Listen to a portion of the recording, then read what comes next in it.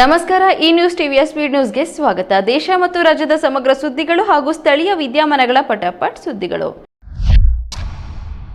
ಶಿವಮೊಗ್ಗ ಜಿಲ್ಲೆಯ ಹೊಸನಗರ ತಾಲೂಕಿನ ಗವಟೂರಿನಲ್ಲಿ ಬಸ್ ನಿಲ್ದಾಣದ ಬಳಿ ಅನಾಥವಾಗಿ ಬಿಟ್ಟಿದ್ದ ನವಜಾತ ಹೆಣ್ಣು ಶಿಶುವನ್ನು ರಕ್ಷಿಸಿ ಆಸ್ಪತ್ರೆಗೆ ದಾಖಲಿಸಲಾಗಿದೆ.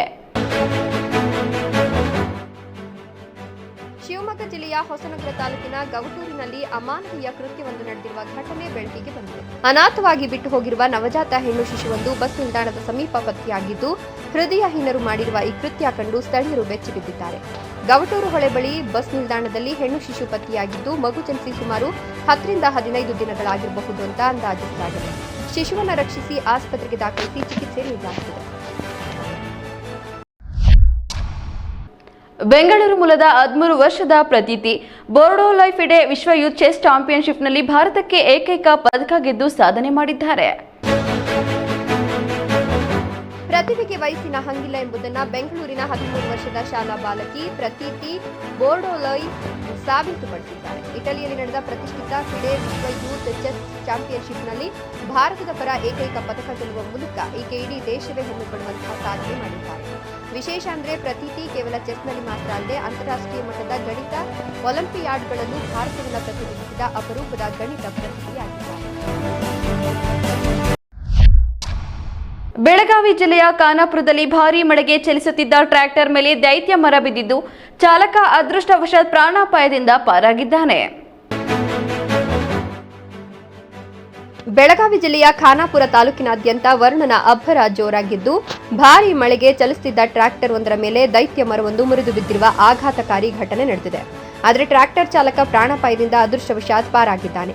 ಖಾನಾಪುರ ತಾಲೂಕಿನ ಶಿವೋಲಿ ಗ್ರಾಮದ ರಸ್ತೆಯಲ್ಲಿ ಈ ಘಟನೆ ನಡೆದಿದೆ. ಗ್ರಾಮದ ನಿವಾಸಿಯಾದ ಪುಂಡಲೀಕ್ ಪಾಟೀಲ್ ಎಂಬುವರಿಗೆ ಸೇರಿದ ಟ್ರ್ಯಾಕ್ಟರ್ ಇದಾಗಿದ್ದು, ಎಂದಿನಂತೆ ರಸ್ತೆಯಲ್ಲಿ ಚಲಿಸುತ್ತಿದ್ದಾಗ ಹಠಾತ್ ಆಗಿ ರಸ್ತೆ ಬದಿಯ ದೈತ್ಯ ಮರವೊಂದು ಮುರಿದು ನೇರವಾಗಿ ಟ್ರ್ಯಾಕ್ಟರ್ ಮೇಲೆ ಬಿದ್ದಿದೆ. ಮರ ಬಿದ್ದ ರಭಸಕ್ಕೆ ಟ್ರ್ಯಾಕ್ಟರ್ನ ಮುಂಭಾಗದ ಎಂಜಿನ್ ಸಂಪೂರ್ಣವಾಗಿ ನಜ್ಜುಗುಜ್ಜಾಗಿದ್ದು, ಭಾರೀ ಪ್ರಮಾಣದ ಹಾನಿ ಸಂಭವಿಸಿದೆ. ಧಾರಾಕಾರ ಮಳೆಯಿಂದ ಮುಂಬೈನಲ್ಲಿ ಕಟ್ಟಡದ ಭಾಗ ಕುಸಿದು 6 ಮಂದಿ ಮೃತಪಟ್ಟಿದ್ದು, ಹಲವು ಜಿಲ್ಲೆಗಳಲ್ಲಿ ಶಾಲಾ ಕಾಲೇಜುಗಳಿಗೆ ರಜೆ ಘೋಷಿಸಲಾಗಿದೆ. ವಾಣಿಜ್ಯ ನಗರಿ ಮುಂಬೈನಲ್ಲಿ ಭಾನುವಾರ ರಾತ್ರಿಯಿಂದ ಸುರಿಯುತ್ತಿರುವ ಧಾರಾಕಾರ ಮಳೆಗೆ ಇಡೀ ಜನಜೀವನ ತತ್ತರಗೊಂಡಿದೆ. ಮಂಕೂರ್ಡ್ ಪ್ರದೇಶದಲ್ಲಿ ಭಾರೀ ಮಳೆಯಿಂದಾಗಿ 4 ಅಂತಸ್ತಿನ ಕಟ್ಟಡವೊಂದರ ಭಾಗ ಕುಸಿದು ಬಿದ್ದು 6 ಜನರು ಸಾವನ್ನಪ್ಪಿದ್ದಾರೆ. ನಗರದಾದ್ಯಂತ ರಸ್ತೆಗಳು ಜಲಾವೃತಗೊಂಡಿದ್ದು, ಮರಗಳು ಉರುಳಿಬಿದ್ದು ಅಪಾರ ಹಾನಿ ಸಂಭವಿಸಿದೆ. ಹವಾಮಾನ ಇಲಾಖೆ ತೀವ್ರ ಮಳೆಯ ಮುನ್ನೆಚ್ಚರಿಕೆ ನೀಡಿರುವುದರಿಂದ ಮುಂಬೈ, ಥಾಣೆ, ಪಾಲ್ಘಡ ಮತ್ತು ಪುಣೆ ಜಿಲ್ಲೆಗಳಲ್ಲಿ ಇಂದು ಶಾಲಾ ಕಾಲೇಜುಗಳಿಗೆ ರಜೆ ಘೋಷಿಸಲಾಗಿದೆ. ರಾಜ್ಯದಲ್ಲಿ ಆರ್ಎಸ್ಎಸ್ ಪಥಸಂಚಲನಕ್ಕೆ ಅನುಮತಿ ಕಡ್ಡಾಯ ಎಂದು ಸಚಿವ ಪ್ರಿಯಾಂಕ್ ಖರ್ಗೆ ಹೇಳಿಕೆ ನೀಡಿದ್ದು ಹೊಸ ರಾಜಕೀಯ ಚರ್ಚೆಗೆ ಕಾರಣವಾಗಿದೆ. ನಾನು ಗೃಹ ಸಚಿವನಾಗಿ ಇರೋವರೆಗೂ ರಾಜ್ಯದಲ್ಲಿ ಆರ್ಎಸ್ಎಸ್ ಪಥಸಂಚಲನಕ್ಕೆ ಅನುಮತಿ ಕಡ್ಡಾಯ ಅಂತ ಪ್ರಿಯಾಂಕ್ ಖರ್ಗೆ ಹೇಳಿದ್ದು, ರಾಷ್ಟ್ರೀಯ ಸ್ವಯಂ ಸೇವಕ ಸಂಘ ಮತ್ತು ಕರ್ನಾಟಕ ಸರ್ಕಾರದ ನಡುವೆ ಮತ್ತೊಂದು ಹೊಸ ಸಮರ ಆರಂಭವಾಗುವ ಎಲ್ಲ ಲಕ್ಷಣಗಳು ಗೋಚರಿಸಿವೆ. ಗೃಹ ಸಚಿವರಾಗಿ ಅಧಿಕಾರ ಸ್ವೀಕರಿಸಿದ ಕ್ಷಣದಿಂದಲೂ ಆರ್ಎಸ್ಎಸ್ ನೋಂದಣಿ ಬಗ್ಗೆ ಮಾತನಾಡುತ್ತಲೇ ಬಂದಿರುವ ಸಚಿವರು ಈಗ ಮತ್ತೊಂದು ಹೆಜ್ಜೆ ಮುಂದೆ ಹೋಗಿರೋದು ರಾಜಕೀಯ ಜಟಾಪಟಿಗೆ ನಾಂದಿ ಹಾಡಿದೆ.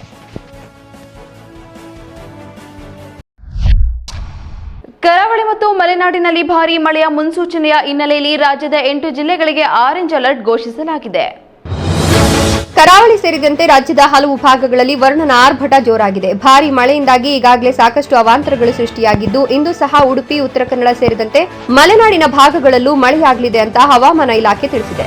ಈ ಹಿನ್ನೆಲೆ ರಾಜ್ಯದ 8 ಜಿಲ್ಲೆಗಳಿಗೆ ಆರೆಂಜ್ ಅಲರ್ಟ್ ನೀಡಲಾಗಿದ್ದು, ಸಾರ್ವಜನಿಕರು ಎಚ್ಚರಿಕೆ ವಹಿಸುವಂತೆ ಹೇಳಲಾಗಿದೆ.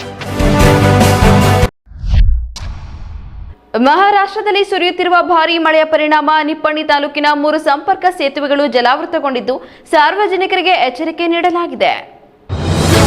ಮಹಾರಾಷ್ಟ್ರದ ಪಶ್ಚಿಮ ಘಟ್ಟ ಭಾಗದಲ್ಲಿ ಮಳೆ ಆರ್ಭಟ ಹಿನ್ನೆಲೆ ನಿಪ್ಪಾಣಿ ತಾಲೂಕಿನಲ್ಲಿ 3 ಸಂಪರ್ಕ ಸೇತುವೆಗಳು ಜಲಾವೃತಗೊಂಡಿವೆ. ನದಿಗಳು ಅಪಾಯದ ಮಟ್ಟ ಮೀರಿ ಹರಿಯುತ್ತಿರುವ ಕಾರಣ ದೂದಗಂಗಾ ನದಿಗೆ ಅಡ್ಡಲಾಗಿ ಕಟ್ಟಿರುವ ಕಾರಾದಗ ಬೋಜ್ ಸಂಪರ್ಕಿಸುವ ಸೇತುವೆ ಮುಳುಗಿದೆ.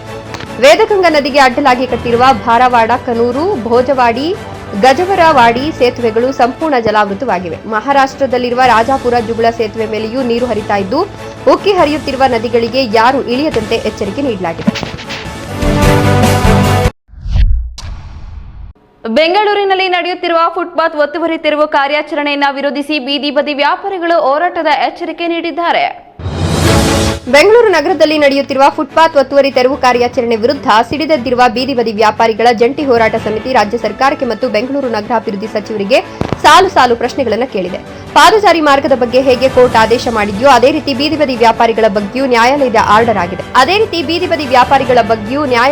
ಆರ್ಡರ್ ಆಗಿದೆ. ನಾವು ಈ ಬಗ್ಗೆ ಹೋರಾಟ ಮಾಡ್ತೇವೆ ಎಂಬ ಎಚ್ಚರಿಕೆ ನೀಡಿದೆ. ಚಿಕ್ಕಬಳ್ಳಾಪುರ ಜಿಲ್ಲೆಯ ಚಿಂತಾಮಣಿಯಲ್ಲಿ ಕೌಟುಂಬಿಕ ಕಲಹದ ಹಿನ್ನೆಲೆ ಪತ್ನಿ ಹಾಗೂ ನಾದಿನಿಯನ್ನ ಹತ್ಯೆ ಮಾಡಿದ ಆರೋಪದಡಿ ಪತಿಯನ್ನ ಪೊಲೀಸರು ವಶಕ್ಕೆ ಪಡೆದಿದ್ದಾರೆ. ಚಿಕ್ಕಬಳ್ಳಾಪುರ ಜಿಲ್ಲೆಯ ಚಿಂತಾಮಣಿಯಲ್ಲಿ ಬೆಳ್ಳಂಬೆಳಗ್ಗೆ ನಡೆದ ಡಬಲ್ ಮರ್ಡರ್ ಇಡೀ ಜಿಲ್ಲೆಯನ್ನ ಬೆಚ್ಚಿ ಬೀಳಿಸಿದೆ. ಕೌಟುಂಬಿಕ ಕಲಹ ಹಿನ್ನೆಲೆ ಪತ್ನಿ ಶ್ಯಾಮಾ ಹಾಗೂ ನಾದಿನಿ ರೇಷ್ಮಾಳನ್ನ ಪತಿ ಏಜಾಜ್ ಬರ್ಬರವಾಗಿ ಹತ್ಯೆ ಮಾಡಿದ ಆರೋಪ ಕೇಳಿಬಂದಿದೆ. ಕೊಲೆ ಬಳಿಕ ಆರೋಪಿ 3 ಮಕ್ಕಳೊಂದಿಗೆ ಕೋಲಾರಕ್ಕೆ ತೆರಳಿ ಮಕ್ಕಳನ್ನ ಮನೆಯಲ್ಲಿ ಬಿಟ್ಟು ಬಳಿಕ ಗಲ್ಪೇಟೆ ಪೊಲೀಸ್ ಠಾಣೆಗೆ ಶರಣಾಗಿದ್ದಾನೆ. ಮಾಹಿತಿ ತಿಳಿದಂತೆ ಚಿಂತಾಮಣಿ ನಗರ ಠಾಣೆ ಪೊಲೀಸರು ಆರೋಪಿಯನ್ನು ವಶಕ್ಕೆ ಪಡೆದು ವಿಚಾರಣೆ ಆರಂಭಿಸಿದ್ದಾರೆ.